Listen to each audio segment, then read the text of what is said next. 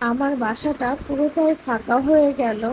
আসলে কাছের মানুষগুলো যখন চলে যায় এমনই মনে হয় এই 2 দিনে আমার পুরো বাসাটায় হাসি আহ্লাদে মেতে উঠেছিল। আসসালামু আলাইকুম, আমি খাদিজা আক্তার শাওন বলছি ঢাকা থেকে। আশা করি যে যেখানে আছেন আলহামদুলিল্লাহ সবাই ভালো আছেন এবং সুস্থ আছেন। আলহামদুলিল্লাহ আপনাদের দয়ায় আমিও ভালো আছি এবং সুস্থ আছি।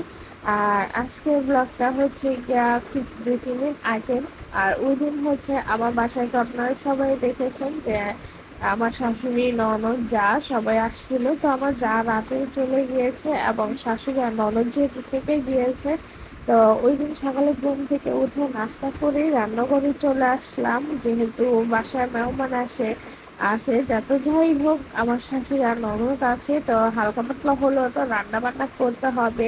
আর আপনারা তো জানেনই যে আমি প্রতিদিন রান্না বান্না করি না, তারপরও আজকে আমার রান্না ছিল। তারপরে ভাবলাম যে একটু নিজের হাতে রান্না করি, কারণ যখন আমি রান্না করি আমার কাছে খুবই ভালো লাগে। অনেকের রান্না করতে বিরক্ত লাগে, আসলে আমার সত্যি কথা বলতে কোনো লজ্জা নাই, আমার রান্না করতে খুবই ভালো লাগে। কিন্তু ওই যে বাকি ঘরের কাজগুলো করতে আমার খুব বিরক্ত লাগে। তো এক একজনের এক এক রকমের মানে ভালো লাগে এবং খারাপ লাগার কাজ করে। এইদিকে আমি এক চুলা ভাত বসিয়ে দিয়ে মাছ ভুনা করে নিয়েছি, আরেক পাশে আমি গরুর মাংসটা মাখিয়ে রেখে দিয়েছিলাম। তো এখন সবকিছু যেহেতু গোছগাছ করা হয়ে গেছে, আর আপনারা তো জানেনই যে আমি রান্না করার পাশাপাশি ঘরগুলো ক্লিন করে ফেলি। তো আমি একদিকে রান্না করছিলাম আর একদিকে কিন্তু ঘরগুলো ক্লিন করছিলাম। তো রান্না করতে করতে আমার কাজ প্রায় শেষ হয়ে, এখন আর তেমন একটা কাজ নেই। কিন্তু এই যে ফাঁকে ফাঁকে বুড়াকে নেই, এই যে বুড়া হাসি ঠাট্টা করছিল, বুড়াও যেন বুঝতে পারে যে আমি ওর সাথে কথা বলি, আমি ওর সাথে হাসি। তো এই সময়টা আপনাদের ভাইয়ার সাথেও হাসাহাসি করতেছিল, কথা বলতেছিল। তো যাই হোক, এইদিকে বুড়ার সাথেও একটু কথা বলি, একটু রান্না করি। আসলে বুড়ার জন্য আলাদা রকমের একটা ভালোবাসা কাজ করে। তো ভালোবাসা যেহেতু আমার বোনের জন্য আছে, তো ওর জন্য তো আমাকে একটু একটু ফাঁকে ফাঁকে রান্নার আসতেই হয়। তো জায়রাকে আবার জায়রা দাদু গোসল করিয়ে দিয়েছে। তো এদিকে এসে আমি কাপড় চোপড় পরিয়ে দিয়েছিলাম। তো ও আবার ক্যামেরাটা ওপেন দেখে বারবার মোবাইলের দিকে তাকাচ্ছিল। তো ওকে একটু গুছগাছ করিয়ে ভাবলাম যে ঘরগুলো গুছিয়ে ফেলি এখন। তো যেহেতু আমার রান্নাঘরের কাজগুলো একদমই শেষ, গরু মাংসটা চুলায় আছে, একটু নরম হোক, এদিকে ঘরের কাজগুলো গুছিয়ে ফেলি। এখন কিন্তু সবগুলো কাজই শেষ। এই হচ্ছে আপনাদের ভাইয়া ঘুম থেকে উঠছিল লাস্টে, তো সেজন্য আর বিছানাটাও ঝাড় দেওয়া হয় না। তো জেনে নিচ্ছি। আচ্ছা, একটা সত্যি কথা বলেন তো, আমার ভিডিওগুলো কেমন লাগে আপনাদের কাছে? ভিডিওগুলো যদি ভালো লাগে লাইক কমেন্ট আর শেয়ার করে দিবেন। এদিকে জায়গা একটু দুষ্টুমি করছিল, তো দুপুরে খাওয়া দাওয়া করলাম, তখন আর ভিডিও করিনি। কারণ হচ্ছে ওই সময়টা সবাই একসাথে খাওয়া দাওয়া করেছি, আবার হচ্ছে হাসি আনন্দ আল্লাতে থাকলে না আসলে সত্যি কথা যে এটা ভিডিও করতে একদমই ভুলে যাই। তো এখন হচ্ছে সন্ধ্যায় নাস্তা করব। নাস্তার জন্য আপনার ভাইয়া বেগুনি আলু চপ পেঁয়াজু নিয়ে আসছিল, মুড়ি ভর্তা করব। আর আমি একটু সেমাই রান্না করেছিলাম।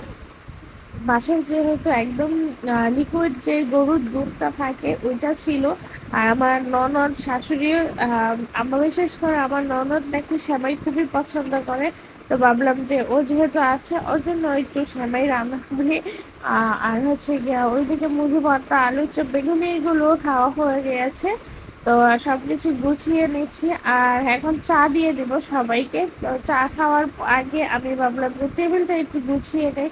আর এখন হচ্ছে শ্যামাইয়ের বাটি এত বড় বাটিতে না রেখে ভাবলাম একটা ছোট বাটিতে করে ফ্রিজে পরে রেখে দেই, এজন্য বড় বাটি থেকে একটু ছোট বাটিতে রেখে দিলাম। আর সবকিছু পাকের ঘরে নিয়ে রেখে আসলাম, এখন চা খেয়ে নিয়েছি।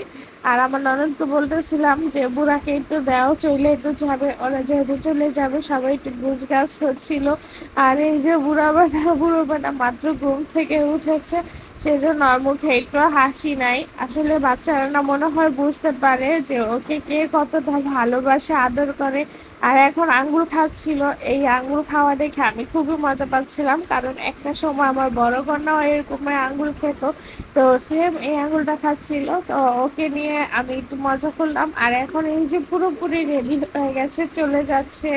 তো কিছু করার নাই, এই সময়টা না আসলে খারাপ লাগছিল। 2 দিনে মনে হচ্ছিল যে আমার বাসাটা হাসি ঠাট্টা আনন্দে ভরে উঠেছিল, আর এখন চলে গিয়েছে আমার বাসাটা পুরোটাই নীরব হয়ে গিয়েছিল। এই সময়টা না আসলে খুব খারাপ লাগে, যখন কাছের মানুষগুলো 2-1 দিন থাকার পর চলে যায়। বিশেষ করে আমার ননদের বেবিটা, বড় জন যেটা ঝায়রার সাথে খেলা করে, তো ও থাকলে আরো বেশি মজা লাগে।